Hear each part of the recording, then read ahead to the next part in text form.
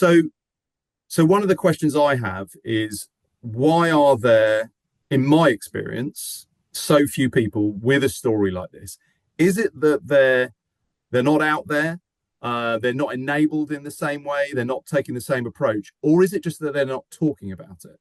What's your view on that?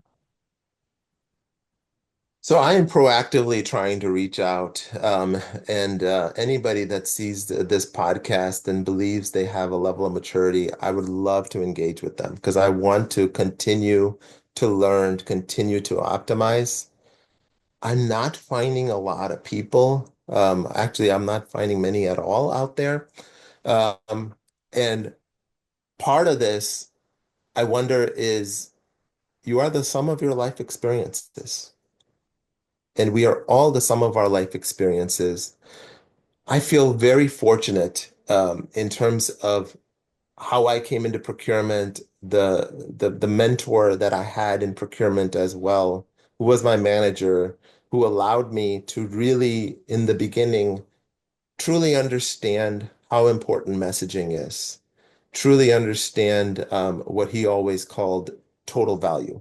Probably used it more than he needed to use it, but it kind of was embedded, right? That term and what it meant. Um, even like all of these different engagements when I was with suppliers overseas, even simple things like note taking and how we would capture certain elements of those notes and drive accountability from that, and how we would ensure different stakeholders had an understanding of those different parts. That level of discipline, I don't know if everybody has that level of discipline exposure.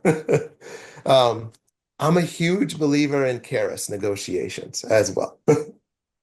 So I have been brainwashed by Karish. I've been brainwashed by A.T. Carney and the chessboard, the purchasing chessboard, where there are 64 levers that are available based on where the buyer influence and the seller influence is. And only one of those levers is RFP, RFI, Right. right? That, And so thinking about that element. So like we're all the sum of our life experiences. And I'm a huge believer of lean. So all of these different components and bringing them all together. And then we haven't talked about this yet. I'm assuming we will, but if you don't mind, I'll talk about data and AI and yes, how please. that is going to be a game changer when it comes to guiding the businesses, educating the businesses, enhancing sourcing's maturity as well, because we're a global organization. I deal with people all across the world in our sourcing organization as well. And we're like any other company when it comes to bandwidth. They don't have a lot of bandwidth because they have to do so many different transactions across so many different categories. There's not many people doing that across the world. And so giving them the tools that enable them to engage with a chatbot, for example, that helps guide them.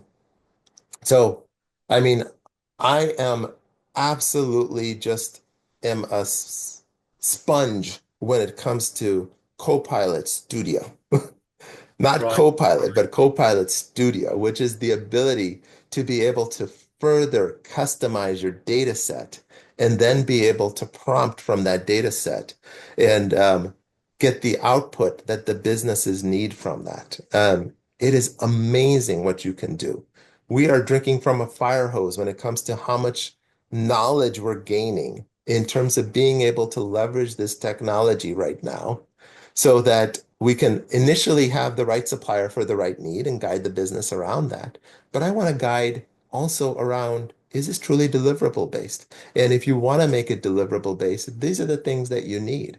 And then once you provide those things, I want to be able to feed that into a procure to pay system that will automatically capture it as part of a draft of that statement of work template.